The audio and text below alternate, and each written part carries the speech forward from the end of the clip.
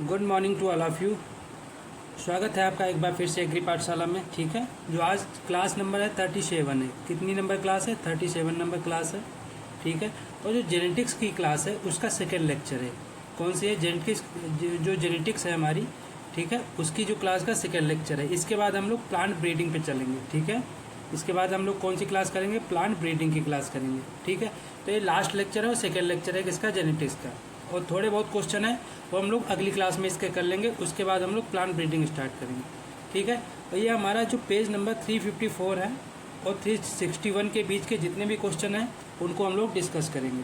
ठीक है, तो आपसे एक बार फिर से अनुरोध है कि चैनल को सब्सक्राइब कर लीजिए, शेयर कर दीजिए, लाइक कर दीजिए, क्योंकि आपका एफओ का जो एग्ज़ाम है मेंस है वो भी आने वाला है। ठीक है, आपका एनएससी का एग्ज़ाम भी आने वाला है। ठीक, तो ये सारे एग्ज़ाम आपके लगे हुए हैं। ठीक है, तो इनको मद्देनज़र रखते हुए आप इस क्लास को ज़रूर अटेंड करिए। चलिए हम लोग चलते हैं बिना देरी के पहले क्वेश्चन पे। फर्स्ट क्वेश्चन है, निम्न में किस कोशिका विभाजन, मतलब कौन से ऐसा सेल डिवीजन होता है जिसमें 4 डॉटर सेल्स का जो है वो 4 डॉटर सेल बनती है। इसमें ये कहा जा रहा है कौन सा ऐसा सेल डिवीजन होता है, ठीक है, जिसमें 4 डॉटर सेल बनती है। कितनी डॉटर सेल बनती है? 4 डॉटर सेल बनती है। आपके पास ऑप्शन है माइटोसिस, इसको हिंदी में बोलते हैं समसूत्री। क्या बोलते हैं? समसूत्री विभाजन बोलते हैं। ठीक है, और दूसरा है आपका है मियोसिस, इसे अर्धसूत्री विभाजन बोलते हैं। अर्धसूत्री विभाजन बोलते हैं। ठीक है, एक आपके पास ऑप्शन है बोथ, या दोनों ऑप्शन है ऑल ऑफ दिस। ठीक, ये तो सेम ही ऑप्शन हो गए, बोथ या ऑल ऑफ दिस। तो अगर हम बात करते हैं जो हमारा माइटोसिस होता है, ठीक है, ये पिछले लेक्चर मैंने शायद आपको बताया है, माइटोसिस जो होता है वो समसूत्री होता है। अभी मैंने आपको बताया समसूत्री होता है। ठीक है, जो समसूत्री होता है इसमें 2 डॉटर सेल, मतलब 2 पुत्री कोशिकाओं का निर्माण होता है। और ये पुत्री कोशिकाएं जो होती हैं एक गुणसूत्र में जो हमारी मदर सेल होती है, मातृ कोशिका होती है, उसके सेम होती, मतलब अगर क्रोमोसोम की बात करते हैं तो एक ऐसी होती सेम होती है किसके? मदर सेल से। ठीक, जो हमारी जिससे हमारी 2 कोशिकाएं बनती हैं। ठीक है, तो अगर मान लो ये एक कोशिका है, इससे हमारी एक कोशिका ये बन गई, एक कोशिका ये बन गई। ठीक, यानी तो ये मदर सेल हो जाएगी ना, ये मदर सेल हो जाएगी। मान लो इसमें 2n क्रोमोसोम है, 2n गुणसूत्र है, तो इसमें भी 2n गुणसूत्र होंगे और इसमें भी 2n गुणसूत्र होंगे। ठीक है, अगर हम बात करते हैं तो ये उम्मीद है समझ में आ गया होगा माइटोसिस क्या हो गया। अगर हम बात करते हैं मियोसिस की, इसको क्या बोलते हैं हम लोग? अर्धसूत्री बोलते हैं। क्या बोलते हैं? अर्धसूत्री बोलते हैं। ठीक है, अर्धसूत्री विभाजन बोलते हैं। इसमें क्या होता है, मान लो एक हमारी सेल होती है, उससे 4 पुत्री कोशिकाओं का विभाजन होता है। कितनी होती? 4 पुत्री कोशिकाओं का विभाजन होता है। तो इसका सही आंसर क्या हो जाएगा? पहली बात मियोसिस हो जाएगा। अब समझते हैं, मान लो मदर सेल में 2n गुणसूत्र होते हैं। ठीक, तो इसमें मदर सेल से जो हमारी डॉटर सेल बनती है, पुत्री कोशिकाएं बनती है, उसमें आधे गुणसूत्र रह जाते हैं, यानी कि इसमें n गुणसूत्र रह जाएंगे। कितने गुणसूत्र रह जाएंगे? n गुणसूत्र रह जाएंगे। तो इसका मतलब ये है कि जो हमारी अर्धसूत्री विभाजन होता है इसमें जो मातृ कोशिका या जिसे हम मदर सेल बोलते हैं उसके आधे, ठीक है, उसके आधे जो गुणसूत्र किसमें होते हैं? डॉटर सेल में, पुत्री कोशिकाओं में होते हैं। ठीक है, तो अगर 4 पुत्री कोशिकाएं किस में बनती हैं? मियोसिस में बनती, जिन्हें अर्धसूत्री बोल देते हैं। अर्धसूत्री मतलब अर्ध मतलब समझ ही गए ना, जहाँ अर्ध लगा हो यानी कि आधे गुणसूत्र होंगे। ठीक है, माइटोसिस मतलब समसूत्री, मतलब समान सूत्र, मतलब समान जो उसमें मदर सेल में होंगे वही डॉटर सेल में आपके गुणसूत्र होंगे। तो इसके सही आंसर की बात करें, इसका सही आंसर क्या हो जाएगा? मियोसिस हो जाएगा। ठीक है, उम्मीद है क्वेश्चन आंसर समझ में आया होगा आपको। चलिए आगे कुछ चलते हैं अगले क्वेश्चन पे। अगला क्वेश्चन है हमारा माइटोसिस। जो हमारा माइटोसिस होता है, कोशिका विभाजन की सबसे लंबी फेज कौन सी? तो माइटोसिस मतलब मैंने अभी आपको बताया समसूत्री, जिसमें 2 पुत्री कोशिकाओं का जन्म होता है और ये गुणसूत्र में मातृ कोशिका के समान होती है। ठीक है, तो अगर हम बात करते हैं, आपके पास ऑप्शन है इंटरफेज। पहला क्या हो गया? इंटरफेज हो गया। ठीक, इंटरफेज हो गया। दूसरा प्रोफेज हो गया। क्या हो गया? प्रोफेज हो गया। तीसरा मेटाफेज हो गया, ये मेटाफेज हो जाएगा, ये मेटाफेज हो जाएगा। ठीक है, और चौथा साइटोकाइनिन हो गया। क्या हो गया? साइटोकाइनिन हो गया। तो इसमें से कौन सा आपका ऑप्शन सही है? तो अगर सही ऑप्शन के बारे में बात करते हैं, ठीक है, तो सबसे जो लंबी फेज होती है, ठीक है, माइटोसिस सेल डिवीजन की सबसे लंबी कौन सी होती है? सबसे लंबी जो होती है इंटरफेज होती है। कौन सी होती है? सबसे लंबी कौन सी होती है? इंटरफेज होती है, ठीक है, अगर माइटोसिस सेल डिवीजन की बात करते हैं। अब हम बात करते हैं, पहले हम लोग पढ़ते हैं इसमें इंटरफेज। क्या पढ़ते हैं? इंटरफेज पढ़ते हैं। इंटरफेज में कई लेवल हम लोग पढ़ते हैं। उसके बाद हम लोग पढ़ते हैं प्रोफेज, ठीक है, मेटाफेज, एनाफेज, टीलोफेज, उसके बाद हम लोग पढ़ते हैं साइटोकाइन। ठीक, इतनी फेजें पढ़ते हैं। तो हम लोग एक बार डिस्कस कर लेते हैं, ठीक है, एक बार हम लोग डिस्कस कर लेते हैं। तो अगर हम बात करते हैं इसके बारे में, अगर हम इंटरफेज की बात करते हैं, सबसे पहले हम बात करते हैं इंटरफेज की, ठीक है। तो अगर हम इंटरफेज की सबसे पहले बात करते हैं, कौन सा? इंटरफेज की बात करते हैं, ठीक, मतलब बिल्कुल हम लोग इंटर हो रहे हैं। तो सबसे पहले क्या कर, इसमें 3 फेजेज आती हैं, ठीक। पहले में अगर हम बात करते हैं जीवन, इसमें एक फेज आती है जीवन। कौन सी फेज आती है? जीवन आती है, ठीक है। दूसरी आती है हमारी एस, तीसरी आती है हमारी कौन सी? G2। कौन सी आती है? G2 sorry. जीवन को हम लोग बोलते हैं फर्स्ट गैप। क्या बोलते हैं? फर्स्ट गैप बोलते हैं। क्या बोलते हैं? जीवन को हम लोग बोलते हैं फर्स्ट गैप, ठीक। ये इस फेज में क्या होता है? इस फेज में होता है जो हमारा डीएनए होता है उसका ये प्री रेप्लिकेशन फेज होती है। क्या होती है? डीएनए की प्री रेप्लिकेशन फेज होती है, ठीक है। दूसरी क्या होता है? दूसरा होता है इसमें जो है आरएनए व प्रोटीन का सिंथेसिस होता है, संश्लेषण होता है, ठीक है। अगर आरएनए और प्रोटीन की बात करें तो ऐसी कौन सी माइटोसिस की ऐसी कौन सी फेज है जिसमें आरएनए और प्रोटीन का संश्लेषण होता है? इंटरफेज में कौन सी फेज है? जीवन फेज है। अगर यस की बात करते हैं, यस फेज को हम सिंथेसिस ऑफ डीएनए फेज भी बोलते हैं। मतलब जो डीएनए सिंथेसिस होता है वो किस फेज में होता है? यस में होता है। यस माने सिंथेसिस, ठीक है।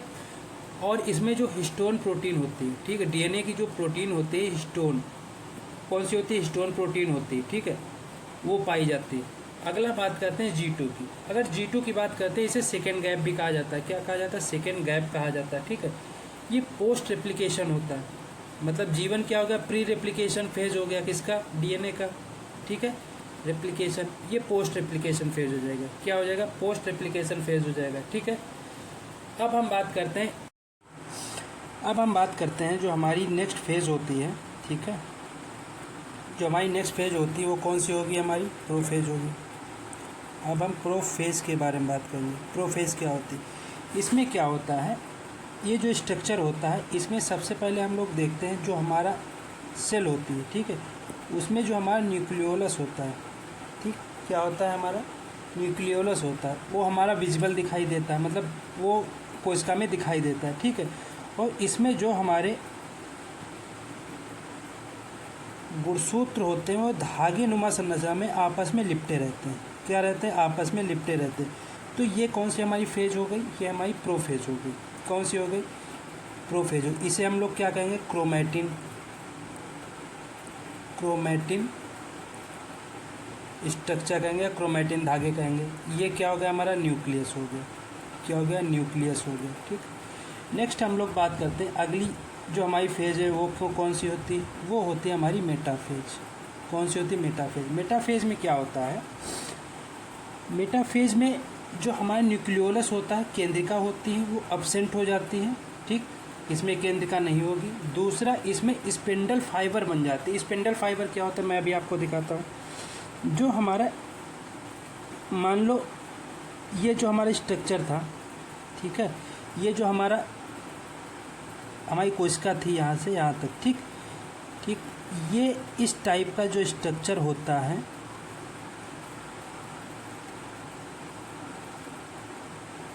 ठीक है, इस टाइप का स्ट्रक्चर होता है, ये होता है spindle fibre structure. Spindle fibre type का स्ट्रक्चर बन जाता है, ठीक है। और इसमें एक इक्वेटोरियल प्लेट बन जाती है। इक्वेटोरियल प्लेट का मतलब क्या होता है? ये जो हमारी एक इस टाइप की जो प्लेट है ये बन जाती है, ठीक है। तो ये हमारी तो पूरी की पूरी सेल थी ही, इसी के अंदर ये सब हो रहा है, ठीक। ये प्लेट बन गई। अब क्या होता है इसमें, जो हमारे क्रोमैटिन होते हैं, जो हमारे गुणसूत्र थे, वो कहाँ पे आ जाएंगे, जो हमारे गुणसूत्र थे वो इस इक्वेटोरियल प्लेट पे आ जाएंगे। कहाँ पे आ जाएंगे, मान लो ये गुणसूत्र हमारे इस प्लेट पे आ गए, ठीक, इस प्लेट पे आ गए। मान लो ये गुणसूत्र हमारे इस प्लेट पे आ गए। तो अगर हम रीनेम करें इनको, ठीक है, अगर हम इनको रीनेम करते हैं तो ये हमारे क्या हो जाएंगे, स्पिंडल फाइबर हो जाएंगे, स्पिंडल फाइबर हो जाएंगे, ठीक है। अगर हम इनकी बात करते हैं, ये क्या हो जाएगी हमारी, ये हमारी इक्वेटोरियल प्लेट हो जाएगी, इक्वेटोरियल प्लेट हो जाएगी, ठीक है। अगर हम इसे बात करते हैं, ठीक है, ये हमारे क्रोमोसोम हो जाएंगे, गुणसूत्र जिनको बोलते हैं क्रोमोसोम हो जाएंगे, ठीक है। वहीं अगर हम बात करते हैं अगला जो हमारा फेज़ है वो कौन सा फेज़ होगा, नेक्स्ट हमारा जो फेज़ होता है प्रोफेज होता है, मेटाफेज होता है। अब क्या होगा, एनाफेज होगा, क्या होगा, एनाफेज होगा, ठीक है। अब एनाफेज की अब जब हम बात करते हैं, ठीक है, तो एनाफेज में क्या होता है, जो हमारे ये स्पिंडल फाइबर बनते हैं, ठीक है, मान लो ये ऐसे ही तो बने हैं, ऐसे ही तो बने रहेंगे, ठीक है। जो एनाफेज होता है, जो स्पिंडल फाइबर की जो इक्वेटोरियल ये प्लेट होती है, ठीक है, मान लो ये जो हमारी प्लेट है, ये जो हमारी प्लेट है ना, क्योंकि गुणसूत्र इस प्लेट पे थे, अब इसमें जो है एनाफेजिंग मूवमेंट होगा, ठीक है, क्या होगा, एनाफेजिंग मूवमेंट होगा। अब इस एनाफेजिंग मूवमेंट क्या होता है, इस एनाफेजिंग मूवमेंट के द्वारा जो हमारे गुणसूत्र होंगे वो आपस में टूट जाएंगे, ठीक। जब आपस में टूट जाएंगे तो एक दूसरे की विपरीत दिशा में चलने लगेंगे। मान लो ये इधर की ऊपर की तरफ चल रहा है, ये इधर इसके विपरीत दिशा में नीचे की तरफ चल रहा है, ऐसे ही इसमें ये ऊपर की तरफ चल रहा है, ये इसके विपरीत दिशा में नीचे की तरफ चलेगा, ठीक है। तो ये कौन सी मूवमेंट हो गई, एनाफेजिंग मूवमेंट हो जाएगी, ठीक है। और जो एनाफेज होता है इसी को स्मॉलेस्ट फॉर्म ऑफ माइटोसिस बोला जाता है। क्या बोला जाता है, स्मॉलेस्ट फॉर्म ऑफ माइटोसिस बोला जाता है, ठीक है। उम्मीद है कि ये जो है आपको समझ में आई होगी, ठीक है। नेक्स्ट हमारी जो फेज़ होती है वो होती है टीलोफेज। कौन सी फेज़ होती है, टीलोफेज होती है। अब टीलोफेज में क्या होता है, अगर हम टीलोफेज की बात करते हैं, ठीक है, तो इसमें जो है न्यूक्लियोलस और न्यूक्लियर, ठीक है, दोनों मेम्ब्रेन फिर से विजिबल होने लगती हैं। अब इसमें मान लो ये हो गया हमारा, ठीक है, ठीक है। अब इसमें क्या होता है, इसमें जो हमारा न्यूक्लियस होता है, ठीक, ये ऐसा स्ट्रक्चर बनाते हैं, ठीक, ये ऐसा स्ट्रक्चर बनाते हैं मान लो। और इसमें जो होता है हमारी जो स्पिंडल फाइबर होती हैं वो धीरे धीरे गायब होने लगती हैं, ठीक। जब गायब होने लगेंगी और ये जो हमारी इक्वेटोरियल प्लेट होती है ना, ये जो हमारी प्लेट होती है, इसके द्वारा ये जो कोशिका होती है ये वाली, ठीक है, ये दो कोशिकाओं में विभाजित होने लगती है, ठीक है। जब ये दो कोशिकाओं में विभाजित होने लगती है तो दोनों का अलग अलग, ठीक है, धीरे धीरे जो है विजिबल होने लगती है, क्या, न्यूक्लियोलस या न्यूक्लियस, ठीक है, दोनों का विजिबल होने लगेगा, ठीक। अगर दोनों का विजिबल होने लगेगा तो दोनों के अलग क्रोमैटिन होने लगेंगे, दोनों के गुणसूत्र मान लो इसमें ये चला गया, इसमें ये चला गया, फिर से ये दोनों क्या हो जाएंगे, ये इस तरीके से आपस में फिर लिपट जाएंगे। अब अगली फेज आती है साइटोकाइनिन। साइटोकाइनिन का अर्थ होता है कि कोशिकाओं का विभाजन होना, ठीक है। इसके द्वारा जब ये फेज आ जाती है तो इसमें इक्वेटोरियल प्लेट भी ख़त्म हो जाती है और इस टाइप से दो कोशिकाएं अलग अलग तरीके से दिखाई देने लगती हैं, ठीक है। और इसमें जो फिर से क्रोमैटिन धागे हैं ये फिर से एक में मिल जाएंगे और एक जाल जैसा बना लेंगे और फिर इसमें एक अलग कोशिका का निर्माण हो जाता है, ठीक है। फिर ये सेपरेट हो यहाँ से हो जाते हैं और दूसरी कोशिका का निर्माण हो जाता है। इसी तरीके से यहाँ पे एक मदर सेल थी, ठीक है, उसके बाद धीरे धीरे क्रोमोसोम जब ऊपर से नीचे अपने विपरीत दिशाओं में गए, इक्वेटोरियल प्लेट से सेपरेट हो गए, उसके द्वारा दो कोशिकाओं का निर्माण हो गया। अब इसी में अगर हम बात करते हैं, ठीक है, अब इसी में अगर हम बात करते हैं तो मान लो जो कोशिका, ठीक, मान लो मदर सेल 2n की थी तो ये भी 2n की होगी। जितने गुणसूत्र मदर सेल में थे उतने ही गुणसूत्र इसमें भी होंगे, ठीक है। तो उम्मीद है ये चीज़ आपको समझ में आई होगी। तो हम लोग जो क्वेश्चन पे चलते हैं, हमारा क्वेश्चन क्या था, माइटोसिस की सबसे लंबी जो फेज होती है कौन सी होती है, सबसे लंबी फेज कौन सी होती है, इंटरफेज होती है, ठीक है। और स्मॉलेस्ट जो माइटोसिस फेज कौन सी होती है, वो एनाफेज होती है। कौन सी होती है, इस एनाफेज होती है, ठीक है। कौन सी होती है, एनाफेज होती है, ठीक है। नेक्स्ट हम लोग क्वेश्चन पे चलते हैं। अगला क्वेश्चन है हमारा, निम्न में किस फेज में डीएनए का संश्लेषण होता है। अभी मैंने आपको बताया था जीवन को क्या कहते हैं, जीवन को प्री डीएनए रेप्लिकेशन कहते हैं, प्री डीएनए रेप्लिकेशन कहते हैं, ठीक है। यस को क्या कहते हैं, यस को, इसका सही आंसर यस हो जाएगा। G2 को पोस्ट डीएनए रेप्लिकेशन कहते हैं, ठीक है। G2 को पोस्ट डीएनए रेप्लिकेशन कहेंगे। और प्री डीएनए रेप्लिकेशन के साथ साथ इसमें आरएनए एंड प्रोटीन का सिंथेसिस भी होता है। क्या होता है, आरएनए और प्रोटीन का सिंथेसिस भी होता है, ठीक है। यस में जो है डीएनए का सिंथेसिस होता है, ठीक है। और इसमें हिस्टोन प्रोटीन जो होती है वो पाई जाती है, हिस्टोन प्रोटीन भी पाई जाती है, ठीक है। तो इसका सही आंसर क्या हो जाएगा, यस इसका सही आंसर हो जाएगा। नेक्स्ट हम लोग चलते हैं। अगला क्वेश्चन है हमारा, निम्न में किस फेज में क्याज़मेटा उपस्थित होता है। अब क्याज़मेटा क्या होता है, ठीक है। आपके पास ऑप्शन है पैकिटीन, डिप्लोटीन, लिप्टोटीन और जाइगोटीन, ठीक है। ये लिप्टोटीन है और जाइगोटीन, पैकिटीन, डिप्लोटीन, लिप्टोटीन और जाइगोटीन। अगर क्याज़मेटा की बात करें तो एक इसमें होता है डिप्लोटीन में। अब ये होता क्या है और कौन सी फेज़ में आता है, किस डिवीज़न में आता है, किस सेल डिवीज़न में आता है, तो उससे हम बात करते हैं। क्याज़मेटा की बात करें तो हम लोग जो मियोसिस पढ़ते हैं, ठीक है, जो मियोसिस पढ़ते हैं जिसे हम क्या बोलते हैं, अर्धसूत्रीय विभाजन। क्या बोलते हैं, अर्धसूत्रीय विभाजन, ठीक है। जिसमें जो मदर सेल होती है उससे 4 सेल का निर्माण होता है। और ये सेल जो मदर सेल की गुणसूत्र की संख्या में कितनी होती है, आधी होती है, ठीक है। तो उनको हम लोग देखेंगे क्या होता है, ठीक है। और इसमें जैसे हम उसमें बता रहे थे ना, जैसे उसमें फेज़ कौन सी आ रही थी, जैसे उसमें फेज़ आ रही थी हमारी प्रोफेज आ रही थी, ठीक है, हमारी मेटाफेज आ रही थी, हमारी एनाफेज आ रही थी, टीलोफेज आ रही थी। उसी तरीके से इसमें जो है prophase first, prophase second, prophase third और प्रोफेज फोर्थ, ठीक। प्रोफेज फर्स्ट, मेटाफेज फर्स्ट, ये फर्स्ट पहले आएंगी, ठीक। इसमें जो लाइफ साइकिल डिवीज़न होता है 2 बार होता है, फिर आएगा प्रोफेज सेकेंड, इसी तरीके से मेटाफेज सेकेंड आ जाएगा, इसी तरीके से एनाफेज सेकेंड आ जाएगा, इसी तरीके से टीलोफेज सेकेंड आ जाएगा, ठीक है। तो पहले इसमें 2 कोशिकाओं का निर्माण होगा, इसमें 2 कोशिकाएं, टोटल मिला के कितनी कोशिकाएं हो जाएंगी, 4 कोशिकाएं। ये चारों कोशिकाएं गुणसूत्र की संख्या में कितनी होंगी, आधी होंगी, किससे, मदर सेल से, ठीक है। तो हम लोग इन चारों का ही विश्लेषण करेंगे। सेम इसके विश्लेषण के आधार पर दूसरी वाली भी जो कोशिकाएँ सेल।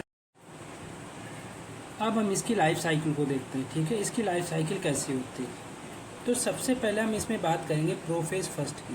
क्या बात करेंगे, प्रोफेज फर्स्ट की बात करते हैं। किसकी बात करते हैं, प्रोफेज फर्स्ट में। इसमें 5 आपकी जो फेजेस होती हैं वो आती है। प्रोफेज फर्स्ट में सबसे पहले आती है लेप्टोटीन। कौन सी आपकी फेज आती है, लेप्टोटीन फेज आती है, ठीक है। कौन सी फेज आती है, लेप्टोटीन फेज आती है। इसमें क्या होता है, जो हमारी लेप्टोटीन फेज होती है, ठीक है, उसमें जो हमारी सेल होती है, मान लो ये हमारी सेल है, इसमें क्या क्या होता है, इसमें जो हमारा सेम वैसे ही जो हमारा न्यूक्लियस होता है विजिबल होता है, chromatid like thread like structure पाए जाते हैं, धागेनुमा संरचना पाई जाती है किसकी, गुणसूत्रों की, ठीक है। ये होगा हमें कौन सा, लेप्टोटीन। दूसरी हमारी जो फेज आती है वो कौन सी होती है, वो फेज हमारी आती है लिप्टोटीन जाइगोटीन। अब जाइगोटीन क्या होता है, ठीक। दूसरी फेज हमारी कौन सी होती है, जाइगोटीन। इसमें क्या होता है, इसमें जो हमारा धीरे धीरे जो है जो केंद्रक होता है, न्यूक्लियस होता है, वो धीरे धीरे क्या होने लगता है, गायब होने लगता है। क्या होने लगता है, धीरे धीरे वो धीरे धीरे हमारा क्या होने लगता है, गायब होने लगता है, ठीक है। क्या होने लगता है, गायब होने लगता है। और जो हमारी ये संरचना होती है थ्रेड लाइक स्ट्रक्चर की, ठीक है, वो जो हमारे समान गुणसूत्र होते हैं वो एक पास मिल आ जाते हैं, ठीक है। जो हमारे समान गुणसूत्र होते हैं वो एक पास, एक तरीके के गुणसूत्र होमोलोगस जो गुणसूत्र होते हैं एक पास आ जाते हैं, और जो हेट्रोलोगस होते हैं, ठीक है, वो एक पास चले जाते हैं। मान लो ये गुणसूत्र हो गया और ये गुणसूत्र हो गए, ठीक। इसको किसी अलग कलर से दिखाते हैं, ज़्यादा बेहतर समझ में आएगा, ठीक है। मान लो ये गुणसूत्र हमारे दूसरे कलर के हो गए, कौन से कलर के ले लें, मान लो इस कलर के लेते, मान लो दूसरे गुणसूत्र हमारे इस कलर के हो गए, ठीक ठीक। सेम गुणसूत्र अपने अलग अलग तरीके से अपने पास चले जाते हैं, ठीक है। अब तीसरी हमारी जाती है पैकिटीन, बहुत फेमस है, सभी को पता होगा पैकिटीन क्या होता है। पैकिटीन होता है, इसमें क्या होता है, इसमें क्रॉसिंग ओवर होता है। सबसे फेमस इसका जो इवेंट है क्या है, क्रॉसिंग ओवर होता है, क्रॉसिंग ओवर होता है। अब क्रॉसिंग ओवर होता क्या है उसको हम लोग समझेंगे। जो ये हमारी सेल है, ठीक ठीक है, और इसमें जो आपका केंद्रक होता है नगण्य हो जाता है, मतलब इसमें गायब हो जाता है, ठीक है। तो इसमें जो हमारा गुणसूत्र है, ठीक है, मान लो ये हमारा गुणसूत्र है, ठीक, ये वाला गुणसूत्र है हमारा, ठीक, और दूसरा हमारा ये गुणसूत्र है,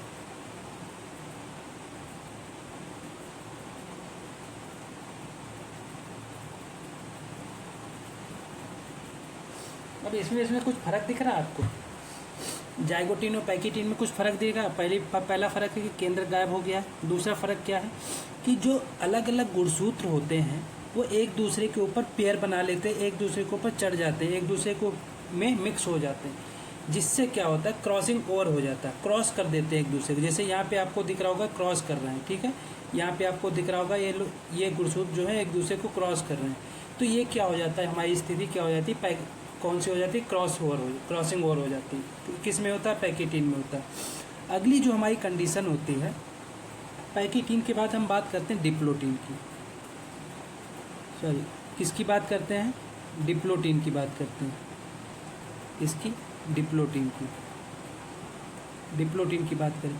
अगर हम डिप्लोटीन की बात करते हैं, इसमें फिर से सेल बनाते हैं, ठीक है।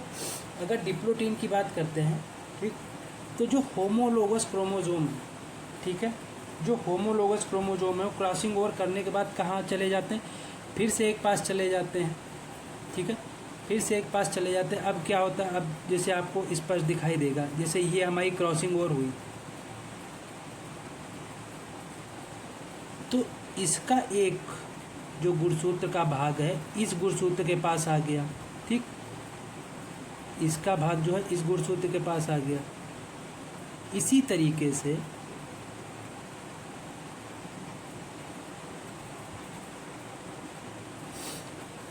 तरीके से इसका जो भाग था इस गुणसूत्र के पास चला गया।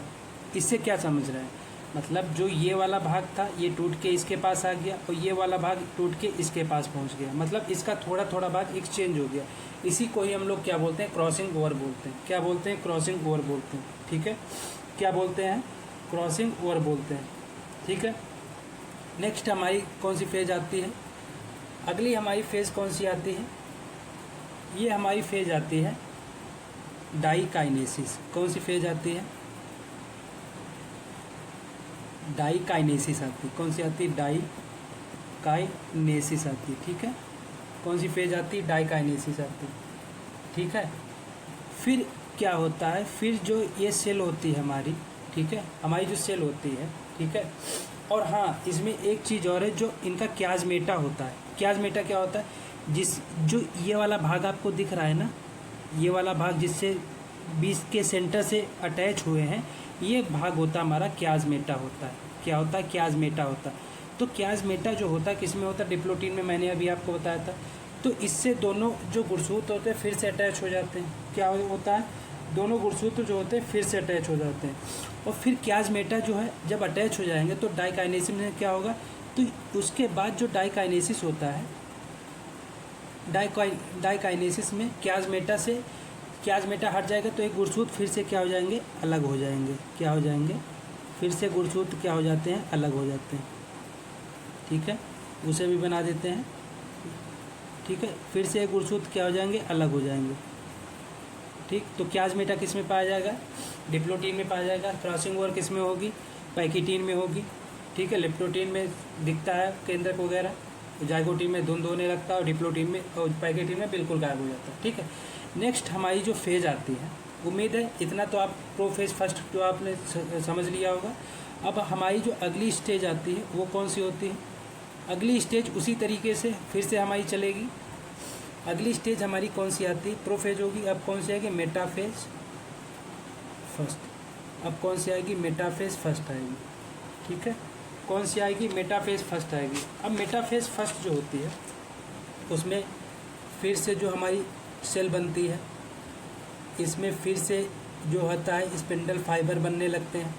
ठीक, क्या होता है, स्पिंडल फाइबर जो है बनने लगते हैं और इसमें फिर एक प्लेट बन जाती है।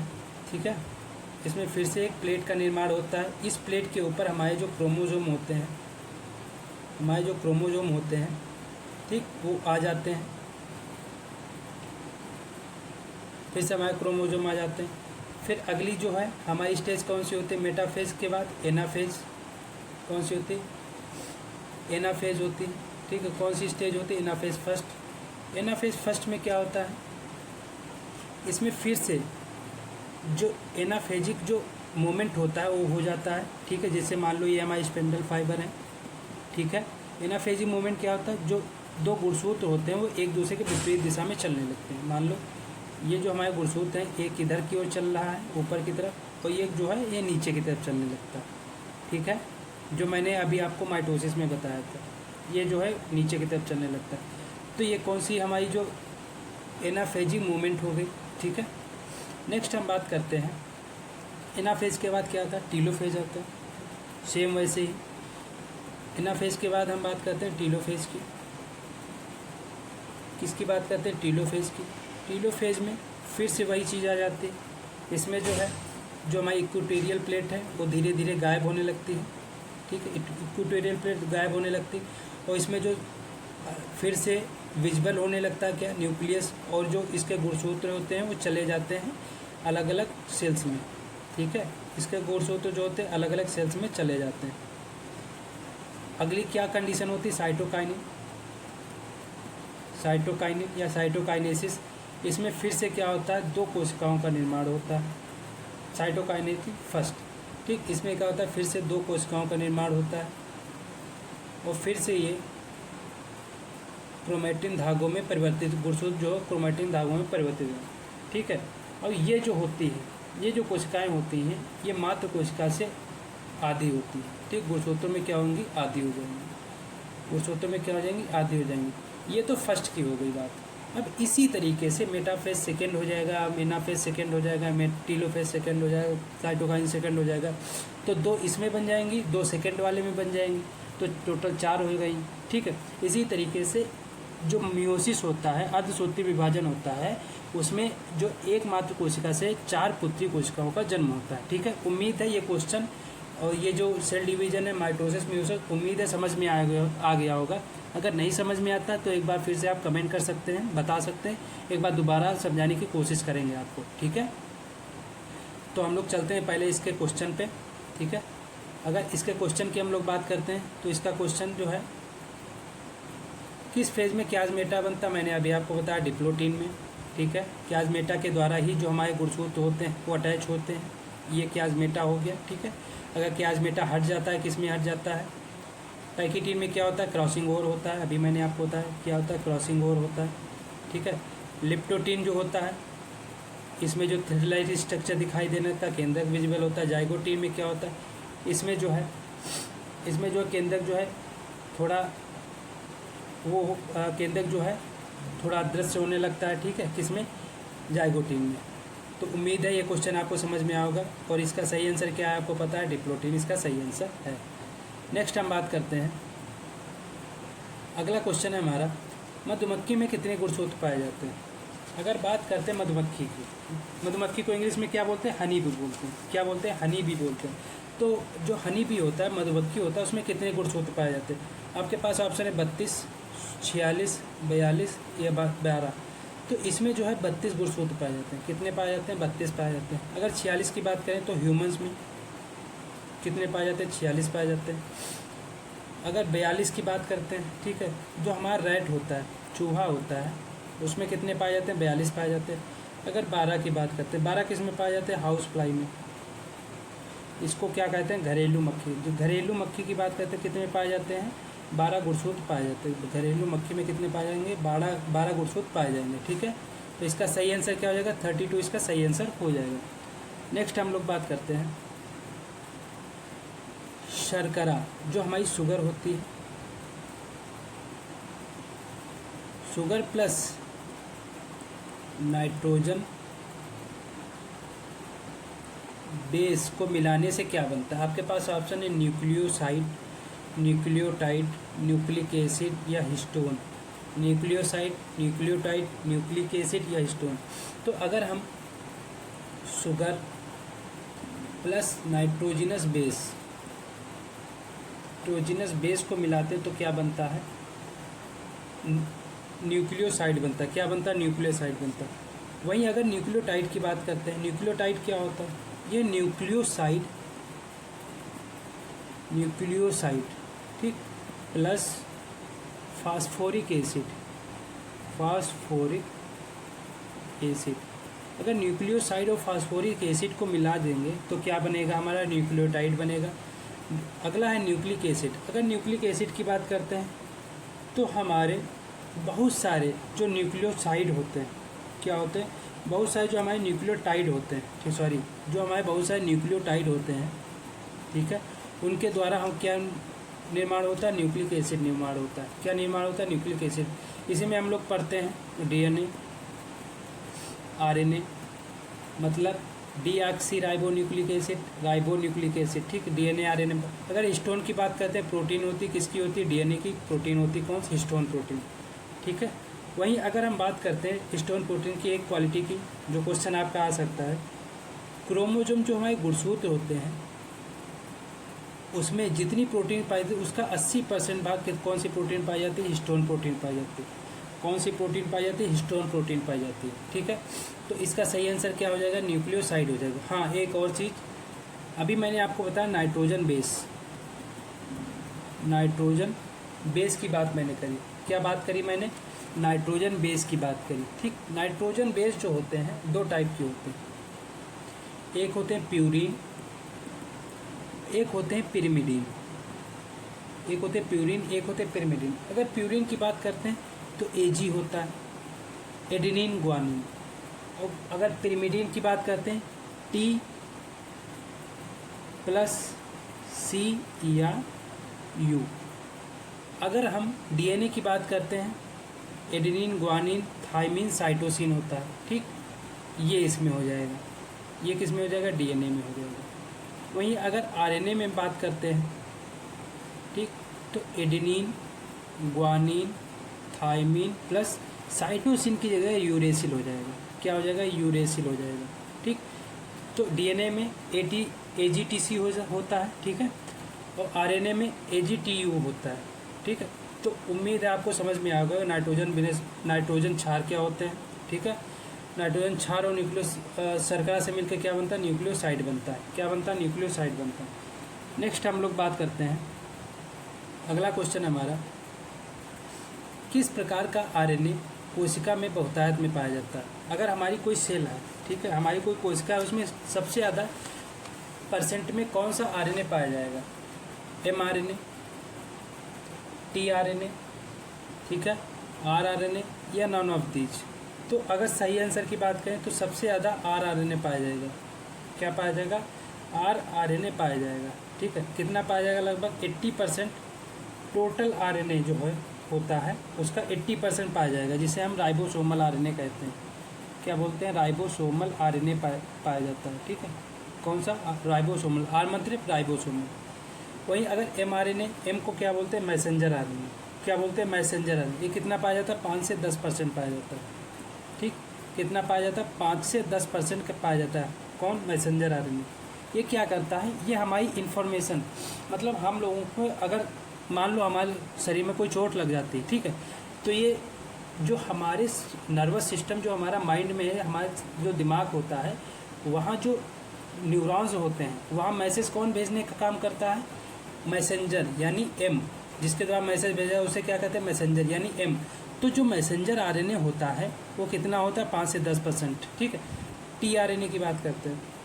टी आरएनए को क्या बोलते हैं हम लोग, यस आरएनए भी बोलते हैं। क्या बोलते हैं, यस आरएनए भी बोलते हैं, यस, या इसे सिंथेसिस आरएनए भी बोलते हैं। क्या बोलते हैं, सिंथेसिस आरएनए, संश्लेषण आरएनए बोलते हैं। ये क्या होता है, सिंथेसिस आरएनए क्या होता है, ये क्या करता है, मान लो हमारी चोट लग गई तो वहाँ पे जो हमारी सेल्स होंगी वो डेड हो जाएंगी, तो वहाँ नई सेल्स बनाने के लिए क्या ज़रूरत पड़ेगी, प्रोटीन्स की ज़रूरत पड़ेगी। तो प्रोटीन्स के लिए हमें किसकी ज़रूरत पड़ती है, एमिनो एसिड की ज़रूरत पड़ती है, ठीक है।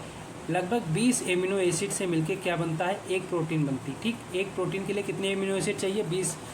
तो जो एमिनो एसिड को ले जाने का काम करती है और फिर वहाँ एमिनो एसिड का सिंथेसिस करके प्रोटीन जो बनाती है, ठीक है, जो प्रोटीन सिंथेसिस करती है वो कौन करती है, टी आरएनए करता है। कौन करता है, टी आरएनए या आरएनए प्रोटीन सिंथेसिस करता है, ठीक है। क्या करता है, प्रोटीन सिंथेसिस करता है और एमिनो एसिड को ले जाता है, ठीक है। तो इसका सही आंसर की बात करें क्या हो जाएगा, आर आरएनए इसका सही आंसर हो जाएगा। नेक्स्ट हम लोग बात करते हैं, एक ही केंद्रक में 2 प्रतिरूपों से अधिक गुणसूत्रों का उपस्थित होना कहलाता है। आपके पास ऑप्शन है डुप्लीकेशन, डिलीशन, ट्रांसलोकेशन या इन्वर्जन। 2 प्रतिरूपों मतलब 2 कॉपीज़, ठीक है, मोर देन 2 कॉपीज़। 2 कॉपीज़ के ऊपर अगर ग्रुप क्रोमोजोम सेगमेंट पाए जाते हैं या क्रोमोजोम सेट पाए जाते हैं तो आपके वो क्या हो जाएगा, डुप्लीकेशन हो जाएगा, डिलीशन हो जाएगा, ट्रांसलोकेशन हो जाएगा या इन्वर्जन हो जाएगा। तो अगर सही आंसर की बात करें तो ये हो जाएगा डुप्लीकेशन, मतलब डबल हो गए, डुप्लीकेट हो गए, 2 हो गए यानी 2 से 4 हो गए यानी डुप्लीकेट हो जाएंगे, ठीक है।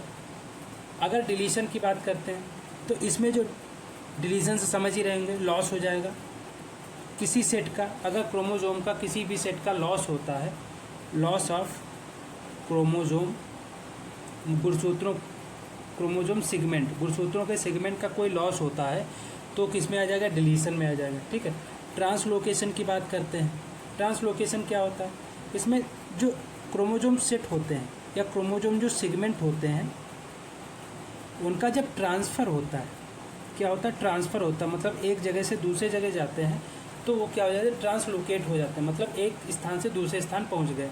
इन्वर्जन की बात, इन्वर्जन क्या होता है, इन्वर्जन जो होता है जो रिवर्स चेंज होता है, ठीक है। मान लो गुणसूत्र जो एक क्रम में चल रहे थे चेंज होके, उनका रिवर्स चेंज हो गया, उल्टा चेंज हो गया, ठीक है, उसे क्या कहेंगे, उसे कहेंगे रिवर्स चेंज जो होता है वो क्या हो जाएगा, वो इन्वर्जन हो जाएगा। मतलब अगर 2 कॉपीज़ के ऊपर हो जाएंगे डुप्लीकेशन, अगर किसी सेगमेंट का या किसी सेट का हानि हो गई तो डिलीशन हो जाएगा, अगर एक जगह से दूसरी जगह स्थापित हो गए कोई जो सेट होता है क्रोमोजोम का या सेगमेंट होता है तो ट्रांसलोकेशन हो जाएगा। इन्वर्जन मतलब उसका जो रिवर्स चेंज हो गया उसके स्ट्रक्चर में वो क्या हो जाएगा, वो इन्वर्जन हो जाएगा, ठीक है।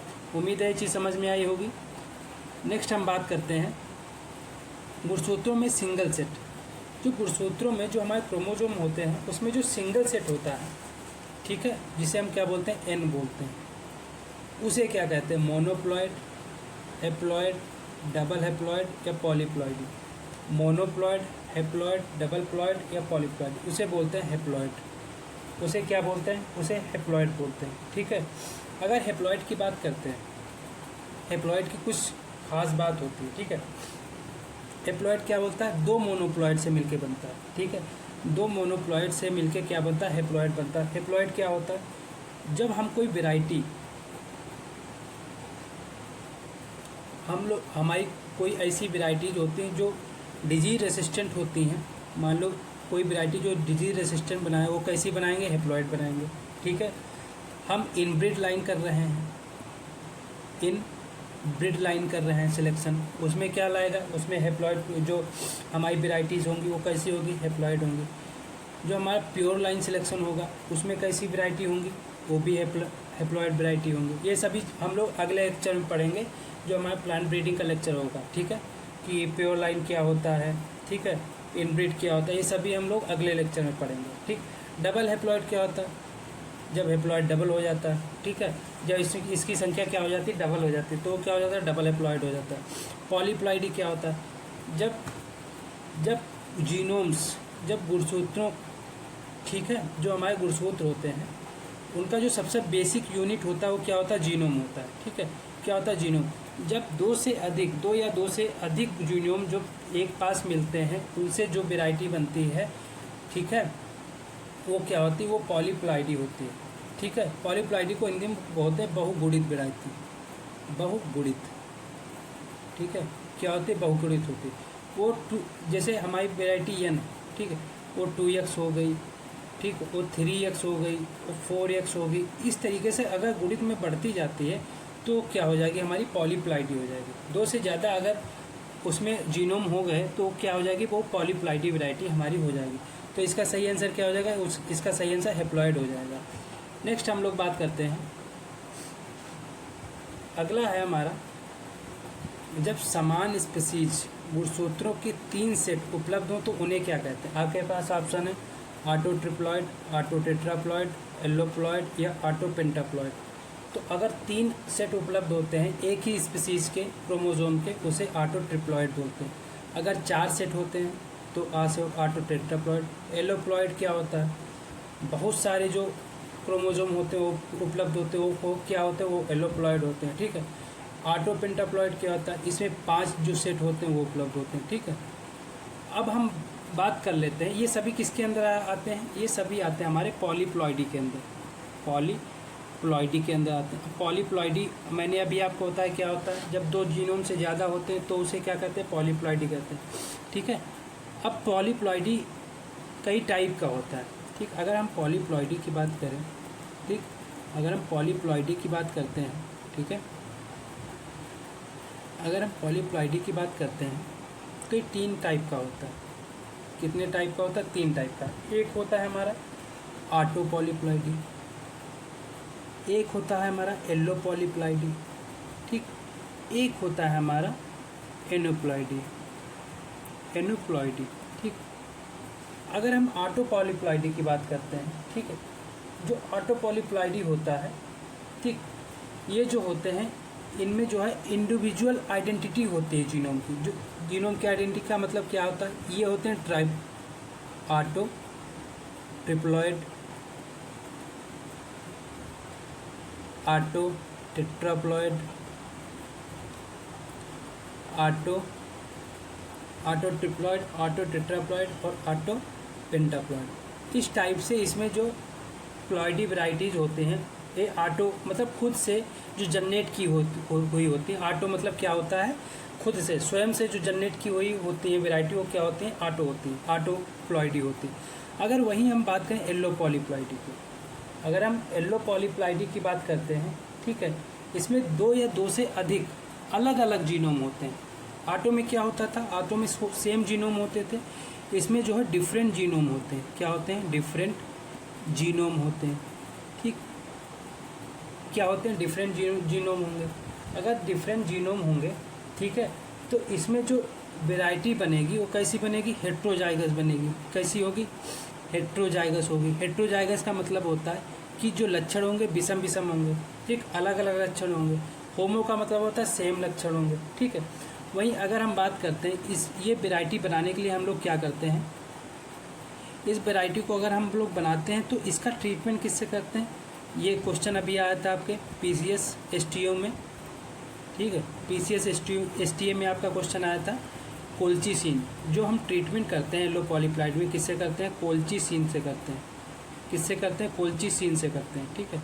तो ये फेमस क्वेश्चन है, ये इंपॉर्टेंट क्वेश्चन है। जो हम एलो पॉलीप्लॉइडी में वेराइटीज़ बनाते हैं, ठीक है, तो उसमें जो हम ट्रीटमेंट करते हैं किससे करते हैं, कोल्चिसिन से करते हैं, ठीक है। और कोई इसमें जो केमिकल होता है उसको यूज़ नहीं करते क्योंकि ये सबसे बेटर माना जाता है, ठीक है। तो किसका यूज़ करते हैं, कोल्चिसिन का यूज़ करते हैं, ठीक है। नेक्स्ट हम लोग बात करते हैं, अगर एग्जाम्पल की बात करते हैं, ठीक है, एलो पॉलीप्लॉइडी की, तो एग्जाम्पल की अगर बात करते हैं एल्लो पॉलीप्लॉइडी की अगर एग्जांपल की बात करते हैं, जैसे हमारा क्या बना है, ट्रिटिकेल एक वैरायटी आपने पढ़ा था ट्रिटिकेल, ठीक है। ट्रिटिकेल किससे मिलके बनी है, एल्लो पॉलीप्लॉइडी वैरायटी, ठीक है। ये बनी है, इसे क्या बोला था, मैन मेड सीरियल बोला जाता है, मैन मेड सीरियल बोला जाता है। क्या बोला जाता है, मैन मेड सीरियल बोला जाता है, ठीक है। ये जो है वीट और राई का क्रॉस करके बनाई गई, वीट और राई का क्रॉस करके बनाई गई। तो एक ऐसी वैरायटी है ये एल्लो पॉलीप्लॉइडी वैरायटी। कैसी वैरायटी है, एल्लो पॉलीप्लॉइडी। वीट के अलग अलग लक्षण होते हैं, राई के अलग अलग लक्षण होते हैं। तो एक ऐसी है, दो जीनोम हो गए, अलग अलग डिफरेंट जीनोम हो गए, यानी हेट्रोजाइगस वैरायटी है, ठीक है। क्या बनाएगा, ट्रिटिकेल। तो इसका बेस्ट एग्जाम्पल क्या की बात करें तो क्या हो जाएगा, ट्रिटिकेल इसका बढ़िया एग्जाम्पल हो जाएगा। थर्ड हमारा आता है एनुप्लॉइडी। क्या आता है, एनुप्लॉइडी। थर्ड आता है एनुप्लॉइडी की बात करते हैं। एनुप्लॉइडी जो होता है हमारा कई प्रकार का होता है। अगर एनुप्लॉइडी की बात करते हैं, एक होता है हमारा मोनोसोमिक, मोनोसोमिक होता है। एक क्या होता है, एक हमारा मोनोसोमिक होता है। अब मोनोसोमिक क्या होता है, जो मोनोसोमिक होता है इसमें एक गुणसूत्र, ठीक है, कम होता है। मोनो मतलब क्या होता है, मोनो मतलब एक होता है, सोमिक मतलब कमी होना, मतलब लैक ऑफ वन जीनोम या वन सेट ऑफ क्रोमोजोम, ठीक है। तो इसको अगर हम बात करें तो 2n-1 होता है या 2n-1 होता है, ठीक है। इसके बाद दूसरा हमारा आता है नलीसोमिक। नलीसोमिक इसमें क्या होता है, इसमें 2n-2 होता है, ठीक। इसमें क्या होता है, 2n-2 होता है, ठीक है। वहीं अगर हम थर्ड की बात करते हैं, तीसरे की बात करते हैं, तीसरा हमारा होता है ट्राइसोमिक। क्या होता है हमारा, ट्राइसोमिक होता है, ठीक है। इसमें जो एक गुणसूत्र सेट होता है वो एक्स्ट्रा ऐड हो जाता है, यानी कि 2n+1 हो जाता है। क्या हो जाता है, 2n+1 हो जाता है। अगला हमारा है टेट्रासोमिक। क्या होता है, टेट्रासोमिक हो जाता है। इसमें जो गुणसूत्र सेट होता है उसके दो गुणसूत्र सेट ऐड हो जाते हैं, तो ये हो जाता है टेट्रासोमिक।